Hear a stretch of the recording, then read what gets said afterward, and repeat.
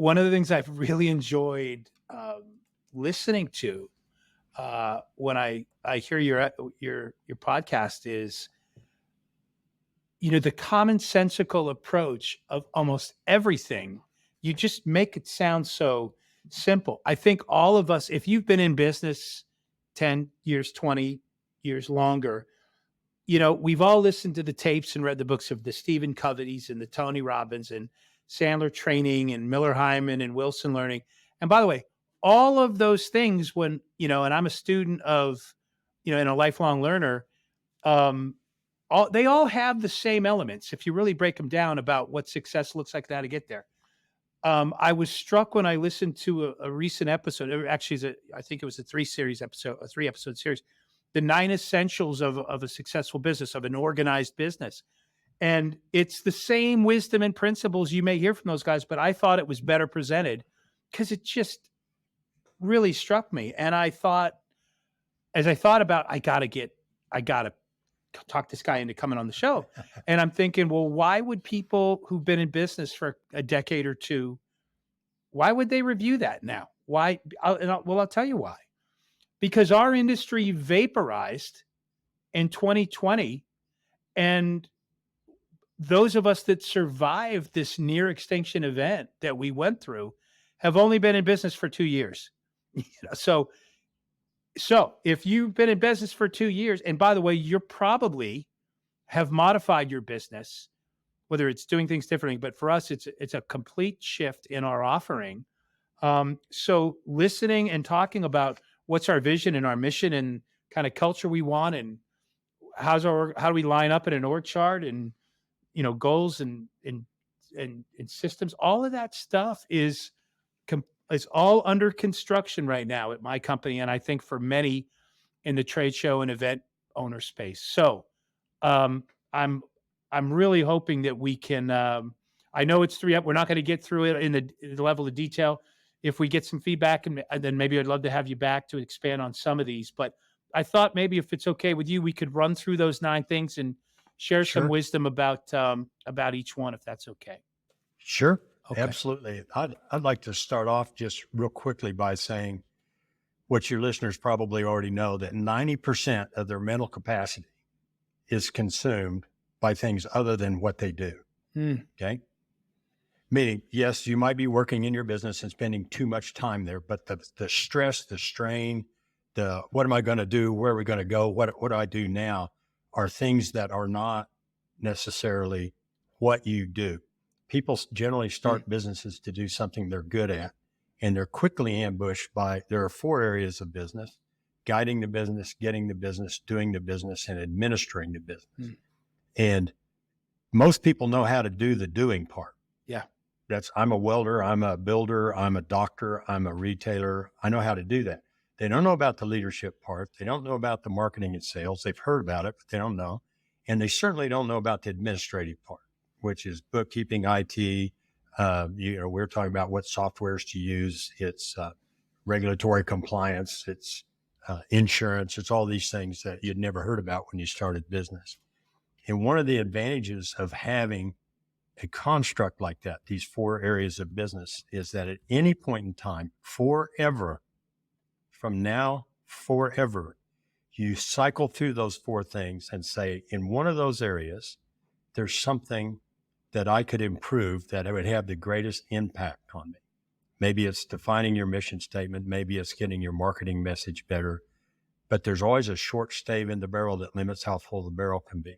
So you work on that thing, get it up, and now there's another short stave. And you never stop looking for the short stave in the barrel, okay? So the 9 essentials of business are kind of flow. They're not exactly the same as the 4 fundamentals of business, but they flow with that. It's a construct, and say, where am I in these areas? And they give you something to think about rather than, hey, I need to do better. You just triggered a thought. I'm realizing at listening to you, this is certainly a self-awareness point for me. Hiring a person for a position, or I liked what you said offline, or a role. I'm hiring you for a role, not for a title or a position, right?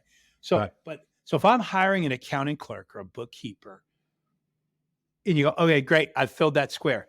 that doesn't allow me to be hands off about integrating that part, that functional responsibility into my business. Still has to work, because the finance side was one of those areas of a business I had to work at to get smarter at. It didn't come naturally to me. And so, we've hired a qualified person to do that for us. You know what? You can't just hire a person. Great, I filled that's being done at my No. company now. You still have to make sure that all of that blends and integrates well with overall what you're doing. Am I right on that? You 100% dealt with it this morning already. Hmm. There's a difference between abdicating and delegating, right? Abdication is I've hired somebody to do this. It's off my plate. Now I'm going to go do something else. Well, that's when, if it's an accounting person, we were talking about fraud. That's when fraud happens, right? Yeah, that's when things, and absent fraud, that's when they're just not done well. The client I was talking to this morning, we think of it as an audit, right? There's some things that we'll go through on the 9 essentials of the business that you bring people on and you give them a chance to do it right. I mean, you tell them what you expect and how they're measured and what to do, so they're not winging it on their own, which is abdication. You delegate. But then you have to, as a leader and as sub-leaders on an org chart, you always have to do what I call auditing. And I call it auditing because it is auditing. You have to have, and we'll talk about, it's one of the 9 essentials, you have to have a method of checking people's work without redoing all the work. Right? Amen. Yeah. And it is your responsibility as a leader. You never, ever, as long as you own your business, are completely absolved of that responsibility, ever. And if you're the owner, I mean, really completely resolved, because if you go broke and get robbed or whatever, you still got to pay the bank back, right? Right. So anyway, let's, just for listeners that this is a new topic to, can you run through what the 9 essentials are that we're talking about? I think everybody will recognize them, but let's call them out. Well, when I'm looking at a new business, and I can kind of ask these questions, work them in, and don't ask them bluntly, but see where we are on this. And it kind of gives me an idea of what we got to do next. But they're first that you have to have a vision for where you're going.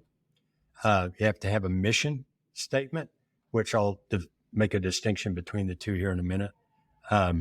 You have to have culture that has been created and didn't just happen to you. You need to have goals, attainable goals, which we'll talk about, an organizational chart, processes, standard operating procedures, systems, whatever you want to call it, at least an elemental level, job descriptions so that people know what they're intended to do, what they're responsible. They want clarity. How am I measured? What am I supposed to do? How did I do? Right? You need how-tos, which are, we'll talk about here in just a little bit. And you need KPIs. So that should be 9. KPIs meaning? Key performance indicators, right? Yeah.